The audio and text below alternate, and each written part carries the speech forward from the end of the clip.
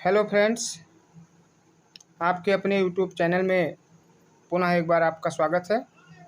आज का video tense पर होने वाला है, जो कि मोस्ट इम्पॉर्टेंट सभी बोर्ड एग्ज़ाम के लिए और आपके लाइफ टाइम के लिए भी।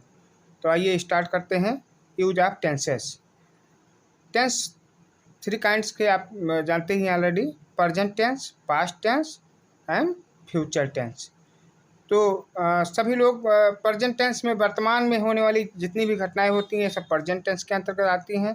भूत में जो हो चुकी हैं, पास्ट टेंस में जो घटित हो चुकी हैं, उन्हें पास्ट टेंस के अंतर्गत लेते हैं, और भविष्य में घटने वाली घटनाओं को हम फ्यूचर टेंस में लेते हैं।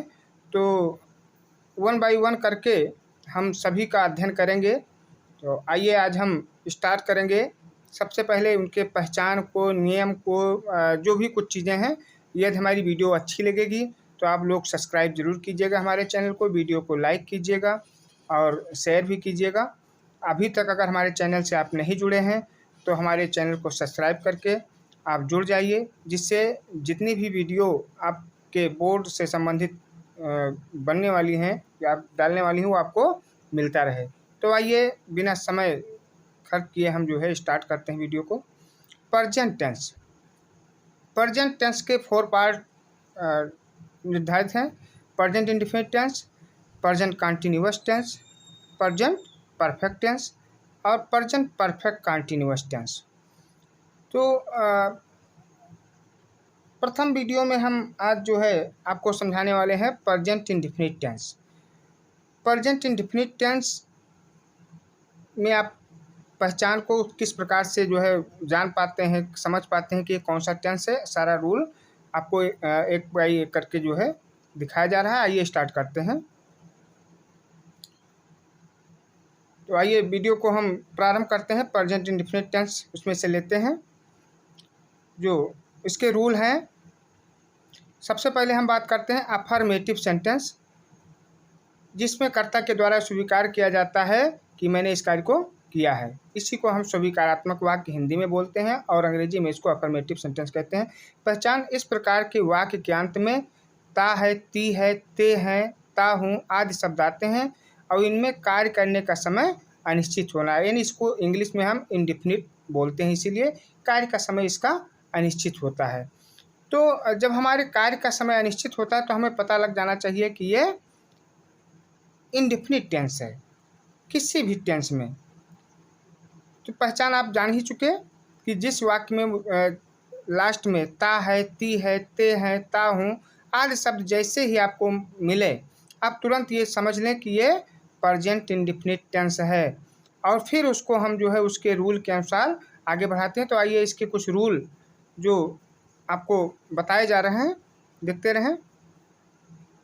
Rule of translation. आप देखते हैं कि सिंगुलर सब्जेक्ट के साथ में ही, सी, इट तथा अन्य सिंगुलर सब्जेक्ट के साथ में वर्ब की फर्स्ट फॉर्म में एस या एस लगाते हैं, अर्थात वर्ब की सिंगुलर फॉर्म का प्रयोग किया जाता है। जिससे हमें सबसे पहले हमारे वर्ड पावर को भी कंप्लीट करना होता है। जब हमें सभी के फर्स्ट फॉर्म या जो है बहुत सारी वर्ड मीनिंग याद रहती है तो हमें पता लग जाता है कि इसके फर्स्ट फॉर्म कौन से हैं, सेकंड फॉर्म कौन से हैं और थर्ड फॉर्म से कौन से हैं। तो हमें बहुत सारी वर्ड मीनिंग भी याद करनी होगी, जिसके लिए आगे आपको वीडियो मिलते रहेंगे। तो हमें करना क्या है कि इसमें मुख्य क्रिया की पहली अवस्था के साथ में एस या एस जोड़ करके और मुझे इसके अनुवाद को करना रहता है। तो आप ये जान गए सिंगुलर सब्जेक्ट क्या होता है। ही, सी, इट ये सिंगुलर सब्जेक्ट होते हैं और इनके साथ मुझे वर्ब की पहली अवस्था यानी फर्स्ट फॉर्म का प्रयोग करना रहता है। आइए आगे बढ़ते हैं। आई, वी, यू, दे तथा अन्य प्लूरल सब्जेक्ट के साथ में वर्ब की फर्स्ट फॉर्म का प्रयोग किया जाता है। तो हमें पता लग गया, अभी पहले हम पढ़ चुके कि ही, सी, इट ये फर्स्ट फॉर्म होता है और सेकंड फॉर्म में या जो है प्लूरल नंबर जो होता है ये आई, वी, यू, दे ये क्या होता है, प्लूरल सब्जेक्ट, यानी इसको हम बहुवचन कर्ता बोलते हैं। इनके साथ में वर्ब की फर्स्ट फॉर्म का प्रयोग किया जाता है। याद रखें आई तथा यू को प्लूरल माना गया है, जिससे हम आई जब पास्ट इंडेफिनिट के बारे में अध्ययन करते हैं तो इसको सिंगुलर में ले लेते हैं, लेकिन प्रेजेंट इंडेफिनिट में इसको प्लूरल माना गया है। तो ये आई और यू ये प्लूरल है ही है, और साथ में वी, यू, दे ये सभी जो है प्लूरल फॉर्म के अंतर्गत आते हैं। तो इनके साथ में मुझे वर्ब की प्रथम यानी पहली अवस्था का प्रयोग किया जाता है, जो हमारे प्रेजेंट इंडेफिनिट के रूल हैं। तो आई, वी, यू, दे तथा अन्य प्लूरल सब्जेक्ट के साथ में मुझे फर्स्ट फॉर्म का ही प्रयोग करना होता है। जैसा कि मुझे सबसे पहले पता लगाना रहता है सब्जेक्ट कौन सा है। सब्जेक्ट में अगर मुझे आई, वी, यू, दे इत्यादि ही से इट मिल जाए तो हमें पता लग जाता है कि कौन सा फॉर्म है। आइए आगे बढ़ते हैं। स्वभाव प्रकट करने वाले वाक्य में सब्जेक्ट से पहले द का प्रयोग नहीं होता। बहुत सारे फ्रेंड्स हमारे जो है द का प्रयोग कर देते हैं। चलिए, वो एक आर्टिकल्स है, हम उसका प्रयोग करते रहते हैं, लेकिन जहाँ पर स्वभाव प्रकट होता हो ऐसे में सब्जेक्ट से पहले हम द का प्रयोग नहीं करते हैं, और मुझे नहीं करना चाहिए। तो ये कुछ चीज़ें ऐसी हैं जिसको हमें हमेशा अपने माइंड में रखना चाहिए, अपने दिमाग में रखना चाहिए, जिससे हमारा सेंटेंस गलत ना होने पाए। तो आगे बढ़ते हैं। फिर ये रूल नंबर 4 में है, इसके टेंस के वाक्य में प्रयुक्त है, हूँ, है के लिए इज, एम, आर का प्रयोग नहीं होता है। बहुत सारे लोग गलती कर देते हैं कि इसमें है लगा है तो मुझे इज लगाना है, हूँ लगा है तो एम लगाना है। ऐसा नहीं है, साधारण टेंस नहीं होता है। जब सिंपल प्रेजेंट में आप जाते हैं तो वहाँ पर इज, एम, आर का प्रयोग होता है, लेकिन इसमें जो है ऐसे शब्दों में इज, एम, आर का प्रयोग नहीं होता है। ये विशेष रूल हैं। आते हैं हम निगेटिव सेंटेंस में। निगेटिव सेंटेंस बनाते समय ही, सी, इट तथा अन्य सिंगुलर सब्जेक्ट के साथ में, जैसे कोई नाम आ जाता है मोहन, सोहन, राम या कोई नाम, तो उसमें हम जो है उसको सिंगुलर सब्जेक्ट ही मानते हैं, तो उनके साथ में हम डज नॉट लगाते हैं। और प्लूरल आप पढ़ ही चुके हैं, आई, वी, यू, दे के साथ में डू नॉट का प्रयोग करते हैं। तो और वर्ब में लगे एस या ईएस को हटा देते हैं, क्योंकि जैसे हम इसको नेगेटिव में चेंज करते हैं तो हम क्या करते हैं कि जो फर्स्ट फॉर्म के साथ में एस या ईएस का प्रयोग करते हैं उसको हम हटा देते हैं। अगर नहीं हटाते हैं तो हमारा सेंटेंस गलत हो जाता है, रॉन्ग हो जाता है। सेकंड में दिएगा आई, वी, यू, दे के साथ में, अभी आप पढ़ ही चुके, पहले ही हम बता चुके कि इसमें डू नॉट का प्रयोग करते हैं।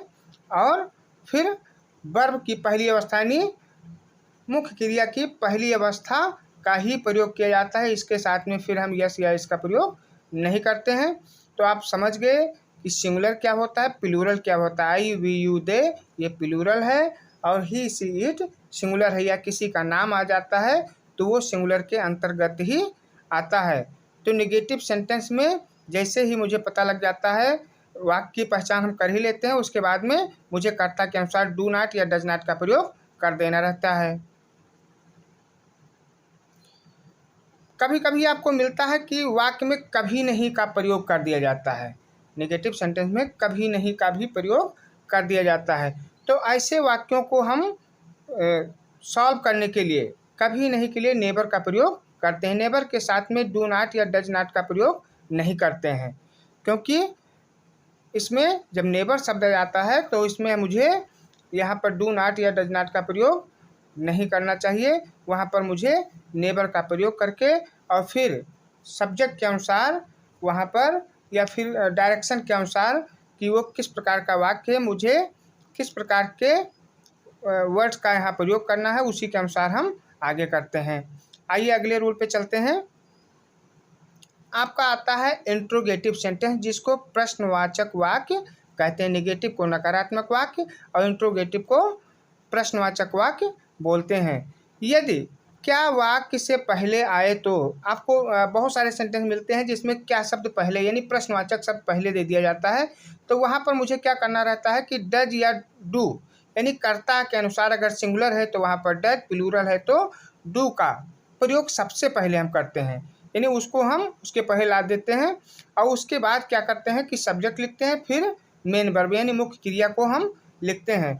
और जब वाक्य के बीच में बहुत सारे ऐसे शब्द मुझे मिलते रहते हैं, क्या अगर बीच में आ जाता है तो वहाँ पर सबसे पहले हम यानी डू या डज का प्रयोग नहीं करते, सबसे पहले उसकी अंग्रेजी लगा देते हैं। लेकिन यदि क्या शब्द पहले आ जाता है तो उसके लिए हम डू या डज का प्रयोग कर्ता के अनुसार, कर्ता के पहले कर देते हैं। आप आगे बढ़ते हैं कि जब कहीं पर मुझे ऐसे भी वाक्य मिलते रहते हैं कि जो बीच में प्रश्नवाचक वाक्य पूछ लिए जाते हैं। प्रश्नवाचक वाक्य बहुत सारे होते हैं, आपने पढ़ा ही होगा, नहीं पढ़ा है तो आपको जानकारी हम दे रहे हैं।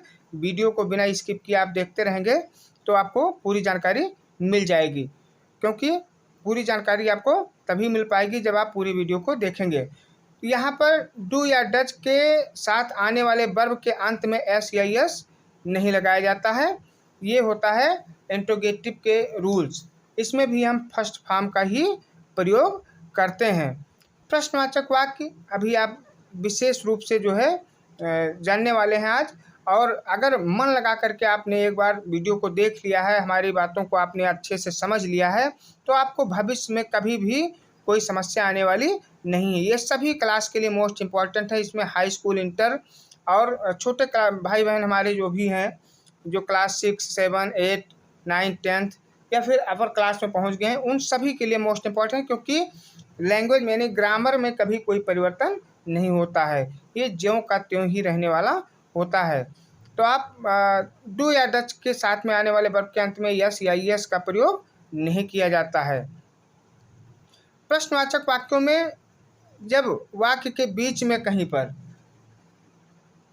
कुछ हमें प्रश्नवाचक शब्द मिल जाते हैं जो हमें सोचने पर विवश करते हैं कि मुझे अब क्या करना चाहिए, जैसे क्या, कैसे, कहाँ, क्यों, कब आदि प्रश्नवाचक शब्द वाक्य के बीच में हो तो इन शब्दों की अंग्रेजी सबसे पहले लिखकर और फिर डू या डज का प्रयोग कर देते हैं। यानी कर्ता के अनुसार कर्ता के पहले हमें सबसे पहले डू या डज का प्रयोग करना रहता है, लेकिन उनके पहले मुझे करना क्या रहता है कि यदि क्या, कैसे, कहाँ, क्यों, कब, किसे, कितना, बहुत सारे ऐसे शब्द जो वाक्य के बीच में पूछ लिए जाते हैं आ जाएं, तो ऐसे शब्दों की अंग्रेजी, जैसे क्या आ गया तो मुझे व्हाट लिख देना है, कैसे आ गया तो हाउ लिखना है, कहाँ आ गया तो व्हेयर लिखना है, क्यों आ गया तो व्हाई लिखना है, कब आ गया तो व्हेन लिखना है, और बहुत सारे शब्द जैसे भी आपको मिलते रहेंगे। तो इनकी अंग्रेजी मुझे सबसे पहले यानी डू और डज के भी पहले लिख देना होता है। उसके बाद फिर कर्ता के अनुसार कर्ता के पहले मुझे डू या डज का प्रयोग करना रहता है, तभी हमारा सेंटेंस करेक्ट होता है। और अगर हम ऐसा नहीं करते हैं, बहुत सारे फ्रेंड्स हमारे जो है गलती कर देते हैं, तो उनका सेंटेंस रॉन्ग हो जाता है, उस सेंटेंस को करेक्ट नहीं कर पाते हैं। तो आइए फिर हम अगले रूल पे चलते हैं, इसको आप अच्छे से समझ गए होंगे। हु के साथ में डू या डज शब्द नहीं आता है। जैसे कहीं पर हु शब्द आ जाता है, हु का मतलब होता है कौन या जो, तो यहाँ पर क्या करना होता है, डू या डज शब्द नहीं आता है। इंट्रोगेटिव सेंटेंस में यदि नेगेटिव भी है तो सब्जेक्ट और वर्ब के बीच में नॉट लगाते हैं। यहाँ पर मुझे डू या डज शब्द का प्रयोग नहीं करना होता है। तो ये विशेष इंपॉर्टेंट रूल हैं जो आपको अच्छे से याद करने होते हैं।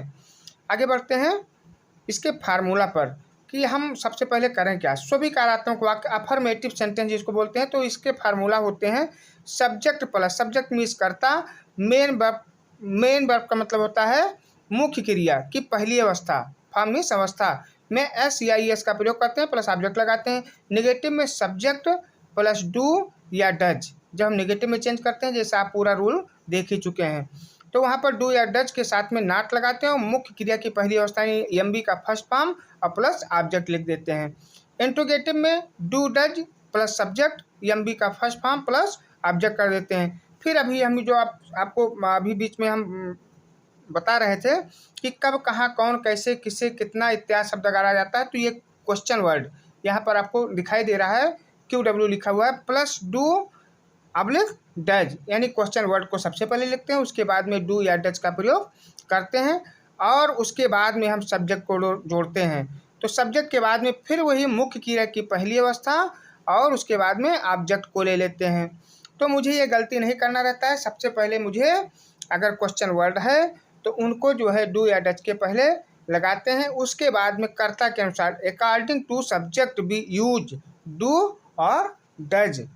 तो आप अच्छे से अगर समझ लेंगे तो आपको इस टेंस को पुनः सॉल्व करने में कोई प्रॉब्लम नहीं होगी। और बोर्ड एग्जाम में भी पूछे जाते हैं, उसमें आपको छोटी छोटी स्टोरियां दी जाएंगी जिसमें कई सारे टेंसों का जो है समागम होता है। तो इसके लिए मुझे सारे टेंसों का अध्ययन करना आवश्यक है।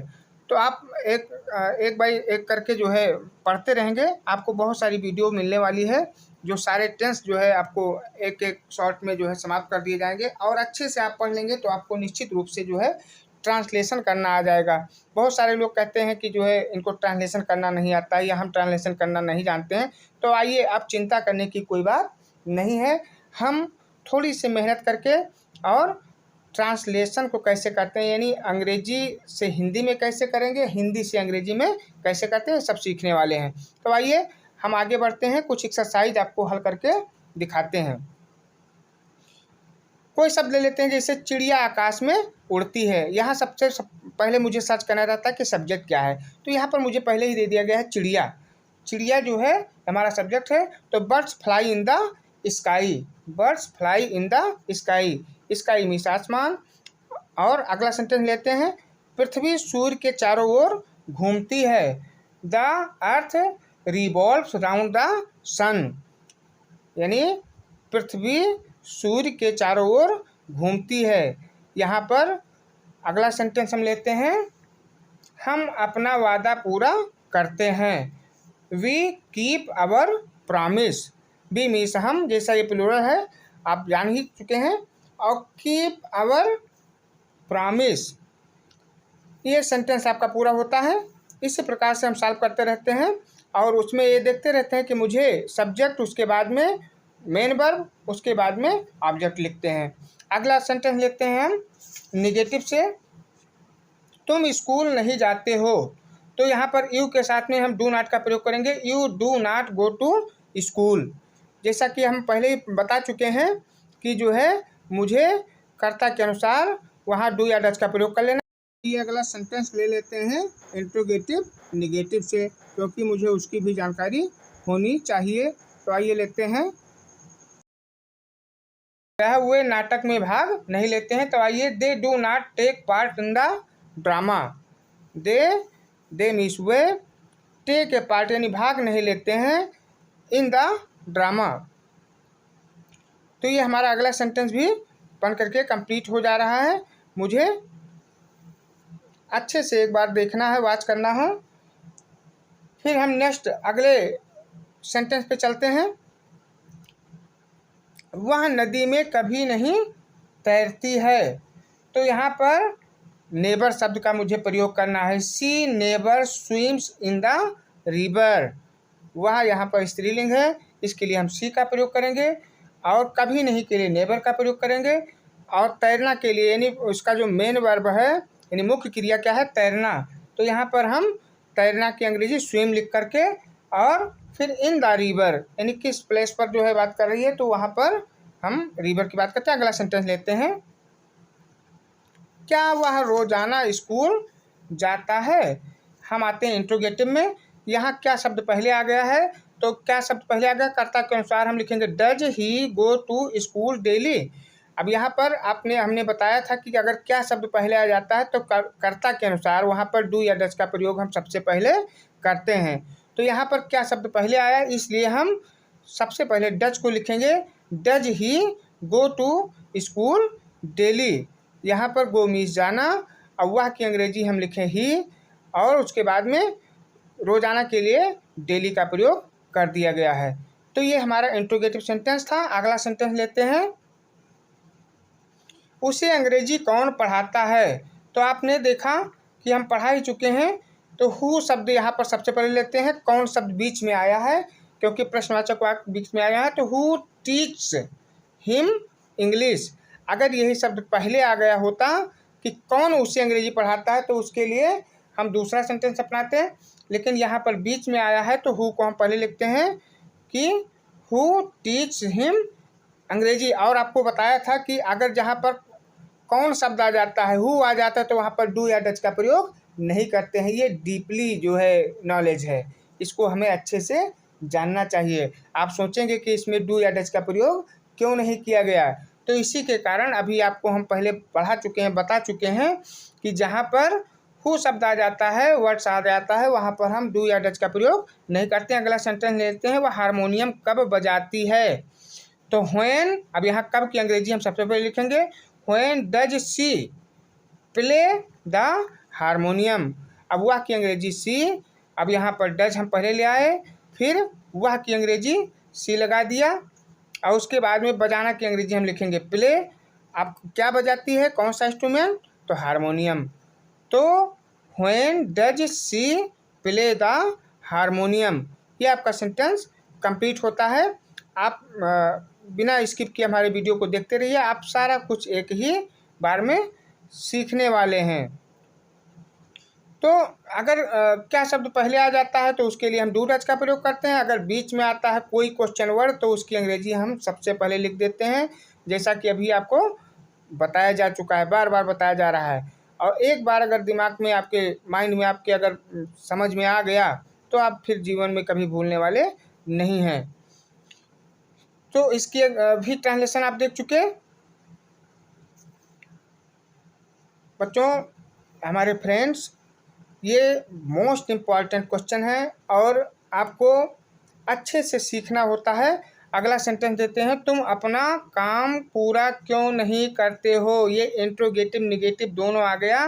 तो यहाँ पर लिखते हैं why do you not complete your work. Why do you not complete your work. यहाँ पर क्यों शब्द आया है, व्हाई लिखेंगे, उसके बाद में हम डू का प्रयोग करेंगे क्योंकि ये प्लूरल है। यहाँ तुम शब्द आया है तो यू के पहले हम डू का प्रयोग कर देंगे, उसके बाद निगेटिव है तो नॉट लगा लेंगे और पूरा करने की अंग्रेजी हम लिखेंगे कंप्लीट।